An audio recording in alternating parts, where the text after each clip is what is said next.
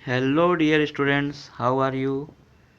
Vipin Mishra sir online classes में आपका स्वागत है। प्यारे बच्चों, आज हम आपके लिए इंटीग्रेशन का पार्ट 3 वीडियो बना कर ले आए हैं, जो कि बहुत ही इम्पॉर्टेंट टॉपिक होता है बोर्ड के मकसद से। सबसे ज़्यादा क्वेश्चन आपके इंटीग्रेशन से ही आते हैं क्लास 12 के बोर्ड में। तो इस वीडियो को आप लोगों को अगर पसंद आए तो ज़्यादा से ज़्यादा लाइक सब्सक्राइब करिए हमारे चैनल को, और बेल आइकन को भी प्रेस करिए, जिससे कि आपको इसके आगे आने वाले पार्ट और अन्य टॉपिक के वीडियोस भी समय समय पर मैथ्स और फिजिक्स के वीडियो मिलते रहें। तो चलिए प्यारे बच्चों, आज का केस है हमारा टॉपिक इंटीग्रेशन का, आंशिक भिन्नों में तोड़कर समाकलन करना। तो जब हमें एक बड़ा भिन्न मिलता है, बड़ी फ्रैक्शन मिलती है, तो उसको तोड़ के छोटे छोटे फ्रैक्शंस में तब इंटीग्रेशन करते हैं, तो उस मेथड को बोलते हैं आंशिक भिन्नों में तोड़कर समाकलन करना। तो प्यारे बच्चों, जैसे इसमें 5 केस आपको लगाना है। तो पहले केस में है पी एक्स अपॉन, और इस केस को तभी लगाइए जबकि डिनोमिनेटर मतलब हर जो है फैक्टराइज हो जाए, गुणनखंड हो जाए। तो जैसे यहाँ गुणनखंड है तो ठीक है, नहीं है तो आप उसको कर लेंगे। अगर हो जा रहा है गुणनखंड तो आंशिक भिन्नों से ही करेंगे। तो जैसे इसमें पहले केस में हमारे दिया है, पहले नियम में दो फैक्टर है नीचे, एक्स माइनस ए एक्स माइनस बी, और डिग्री 1 1 है दोनों फैक्टर की। तो ए के नीचे पहला factor x minus a plus b upon x minus b. अगर सी होता तो c upon x minus c भी ला सकते थे, अगर तीसरा फैक्टर होता तो, लेकिन अभी ये नहीं है। तो और दूसरे में जैसे देख लीजिए P x upon x minus ए, तो पहला फैक्टर ए के नीचे X A upon x minus A, और दूसरा फैक्टर यहाँ दो बार है, एक्स माइनस बी की पावर 1 और एक्स माइनस बी की पावर 2। तो ए के नीचे बी के नीचे X upon B upon x minus B, और सी के नीचे एक्स माइनस बी का होल स्क्वायर लाया गया। अब तीसरा रूल है p x upon x minus ए। तो एक्स की डिग्री 1 है, इसलिए एक constant a upon x minus a, लेकिन यहाँ जो दूसरा फैक्टर है उसमें 2 डिग्री है, एक्स स्क्वायर है। तो अगर नीचे क्वाड्रेटिक टाइप का है और फैक्टर नहीं हो पा रहा है, तो ऊपर लीनियर आएगा, b x plus c type का कांस्टेंट आएगा।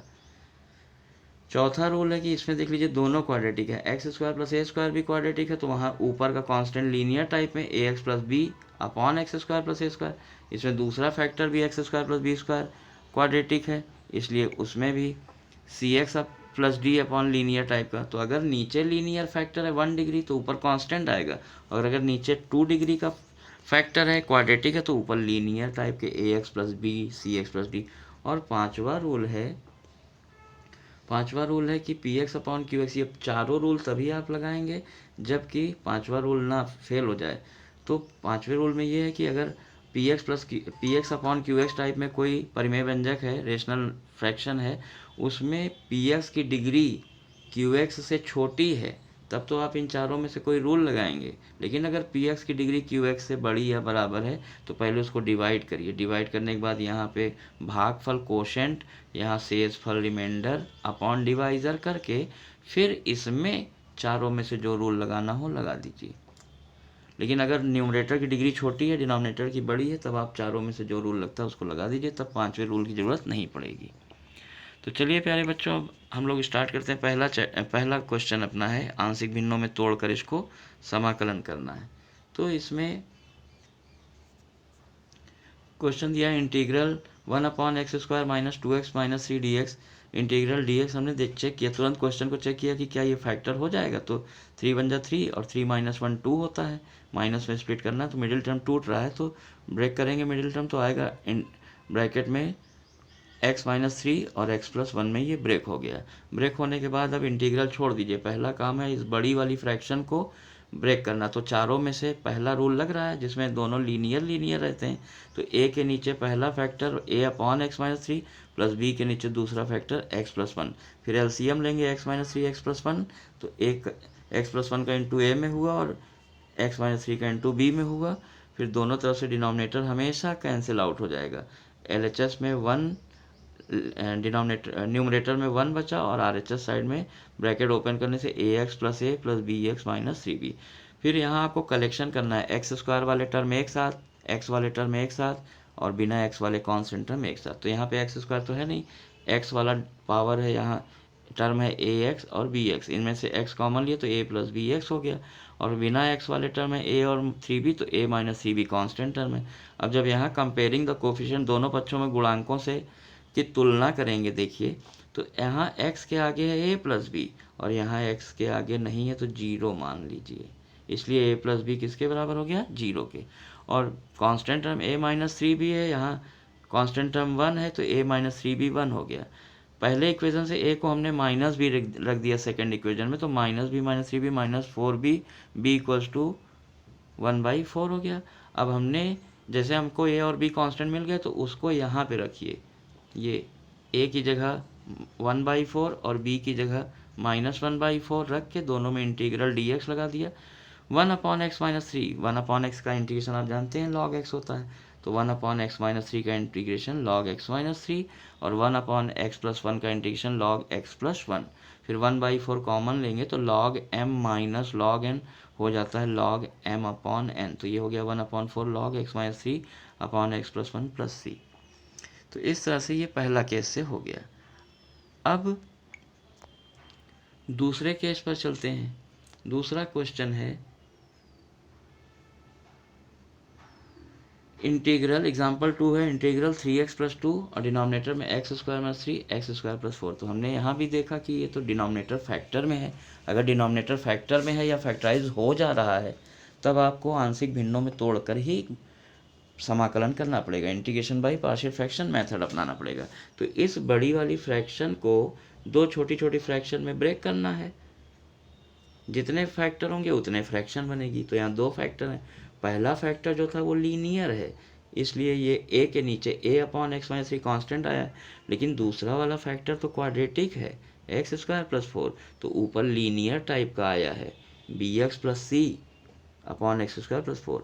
अब एलसीएम लेंगे x minus 3 x square plus 4, दोनों तरफ से डिनोमिनेटर कैंसिल हमेशा हो जाएगा। न्यूमरेटर में LHS में बचा 3x प्लस 2 और RHS का ब्रैकेट ओपन करेंगे तो ax square plus 4a plus bx square minus 3bx plus cx minus 3c।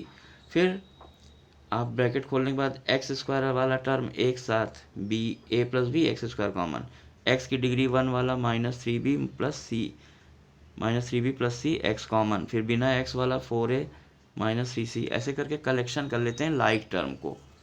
फिर उसके बाद दोनों पक्षों में गुणांकों की तुलना करेंगे, तो गुणांकों की तुलना करने पर देखिए यहाँ पर एक्स स्क्वायर के आगे a प्लस बी और यहाँ एक्स स्क्वायर नहीं है तो इक्वल टू 0 मान लेंगे।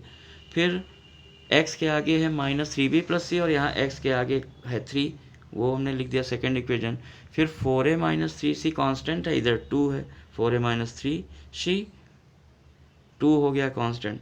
अब ये तीनों इक्वेशन 1, 2 और 3 को हम सॉल्व करेंगे, तीनों इक्वेशन 1, 2 और 3 को सॉल्व करेंगे तो a की वैल्यू फर्स्ट इक्वेशन से माइनस b हमने रख दिया थर्ड में रखने पर minus 4b minus 3c equals to 2 हो गया, और सेकेंड इक्वेशन में 3 से मल्टीप्लाई कर दिया तो minus 9b plus 3c equals to 9, add करने पे c कैंसिल हो गया, minus 3b equals to 11, b की वैल्यू माइनस 11/3, तो a की वैल्यू प्लस 11/3 हो गई।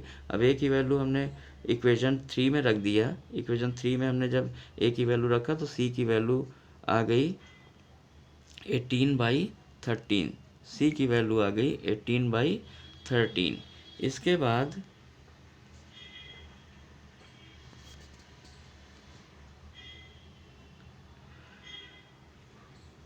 a, b और c, a की वैल्यू b की वैल्यू, a को हमने यहाँ रख दिया, a की वैल्यू को हमने यहाँ रख दिया, इंटीग्रल लगा दिया, b और c की वैल्यू यहाँ रख दिया और इंटीग्रल भी लगा दिया यहाँ पर। उसके बाद उसका इंटीग्रेशन करेंगे तो पहले वाले टर्म में तो वो 11/13 कांस्टेंट इंटीग्रल के बाहर आ गया, 1/x माइनस 3 का इंटीग्रेशन log x माइनस 3, और ये जो दो टर्म है माइनस 11/13x प्लस 18/13, तो minus 11/13 x upon x square plus 4 अलग कर लिया, और plus 18/13 integral 1/x square plus 2 square, 4 को 2 स्क्वायर लिख दिया। ऐसा हमेशा तभी करते हैं जब ऊपर लीनियर और नीचे क्वाड्रेटिक रहे, तो दोनों अलग अलग कर लीजिए। अब इस वाले में इंटीग्रल में क्या होगा कि एक्स स्क्वायर प्लस 4 को अगर हम t माने एक्स स्क्वायर प्लस 4 को टी माने तो उसका अवकलन करते हैं 2x dx को लेके dt हो गया, तो x dx हाफ dt हो गया। यहाँ हमने रख दिया 11/13 log x माइनस 3, यहाँ हमने x dx को हाफ dt रख दिया, हाफ dt, और ये t माने थे 1/t का इंटीग्रेशन log t हो गया। और इधर 18/13 1/x square plus a square का फार्मूला होता है 1/a tan inverse x by a की जगह 2 है वो रख दिया, तो ये आंसर आया 11/13 log x माइनस 3। यहाँ 1/t का इंटीग्रेशन log t हुआ, log t की वैल्यू x स्क्वायर प्लस 4 रख दिया, और ये 9/13 tan inverse x by 2 plus c, last line में प्लस c ऐड कर दिया जाता है। इस तरह से ये टॉपिक बच्चों क्लियर हुआ। अगर आपको हमारा वीडियो पसंद आया हो, समझ में आया हो, तो हमारे वीडियो को ज़्यादा से ज़्यादा लाइक और शेयर करें तथा हमारे चैनल को सब्सक्राइब कर लें, और आने वाली वीडियो उसके बेल आइकन को प्रेस कर लें, जिससे आने वाली वीडियोस हमारी मैथ और फिजिक्स की आपको मिलती रहे समय समय पर। ओके बच्चों, good night, see you again.